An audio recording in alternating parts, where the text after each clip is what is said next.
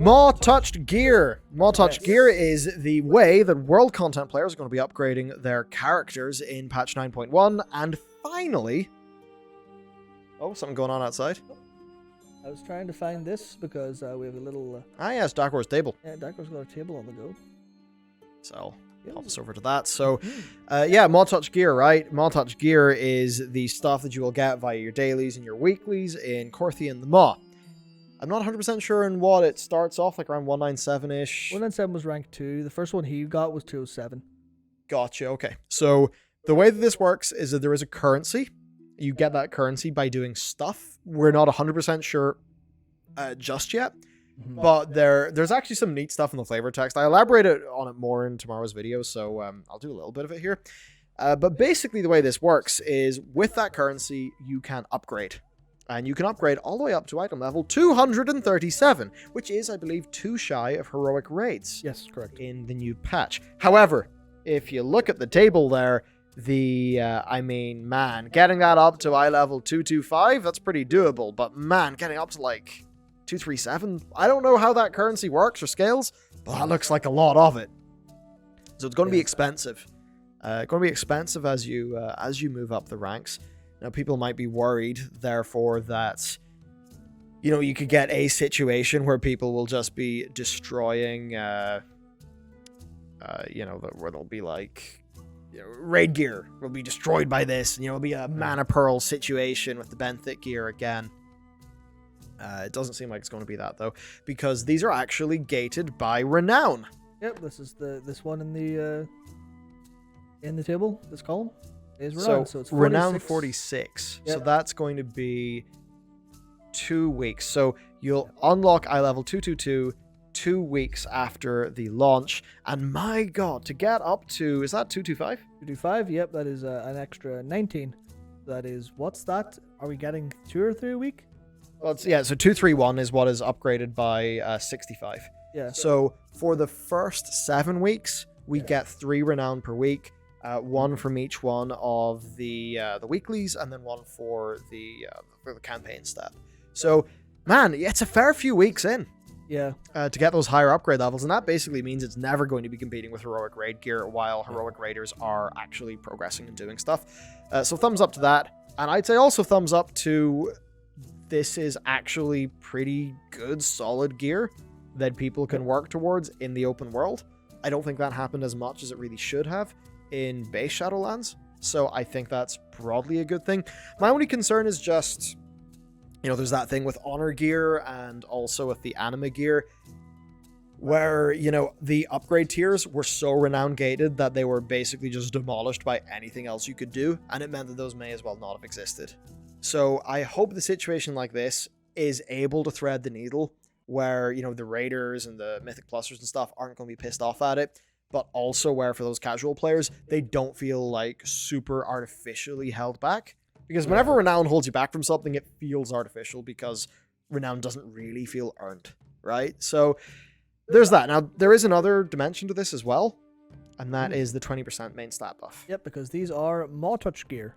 There's nothing actually super special going on with them outside of this is 9.1's version of benthic gear, in that it just has a tag to make sure it can be upgraded. But there's also a lock behind different stages of reputation, which shouldn't be a problem compared to the Renown lock here. There's the Maw Touched armaments, I think they're called, or something to that effect in Korthia, where you spend 1,000 gold and you get you can give a Maw Touched gear 20% extra main stat. Yeah, so it's 20% extra main stat, which is it's interesting. It's basically a money sink to increase your Maw Touched gear and make it better than equivalent item level gear by a significant portion. Is that how the stat budget works? I don't know if this has been looked into, that's a good but point, actually. Does the Maw Touched gear actually have a stat budget that is lower on a per item level basis than, that same item level from anywhere else, and you basically just regain the power that it normally would have for that item level via this upgrade? Or, is it something like that where it is just, a 237 from the raid, or a 239 from the raid, or 240 versus a 237 from this? They should be basically roughly the same in terms of their power. Like, I guess who knows how that's finally going to be because it's all still in PTR. Interesting. I hadn't thought about the stat budget for main stat. I assumed it was just normal because there's no one's mentioned or brought up the possibility before. So that's really interesting to me. I think that because my immediate concern was, oh, you mean if you are a heroic raider or you're doing mythic plus, I can't remember which one is like the update to get to 237, 239, then your this for your target difficulty level is actually going to be a full set of Maw Touched gear with 20% extra main stat outside of some specific pieces. But I don't know if that'll be a concern overall. That's basically me nitpicking an element of the design more than anything else. It's not entirely fair. Just a long tail concern.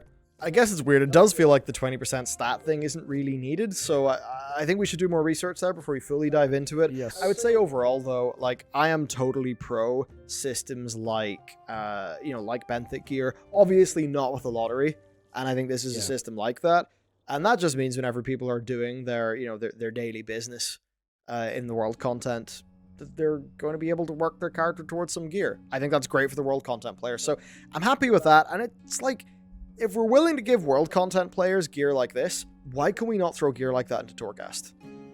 So that, somebody who's just chilling, having some just random old bants in the game can gear up their character that way. And it would totally be in a way where it's not competitive with raiding or anything like that. But, in the same way that Horrific Visions, of course, actually did have gear rewards.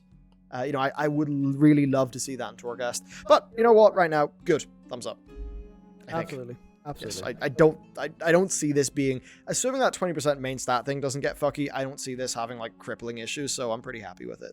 Yeah, I think it was at the very start of us talking about this. It was Pupper Doggo, interesting name, said it's a long tail grind for non-raiders who specifically ask for long-term rewards to pursue.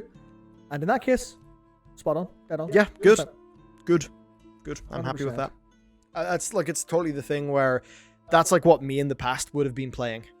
Right, because I didn't have, I wasn't doing the constant raiding and all of that. So yeah, what I'd be doing is I'd be like going after mounts, doing some old Mog runs, and then gearing up a character via whatever world content gearing system there is. This is what people have asked for. They're getting it. That's great.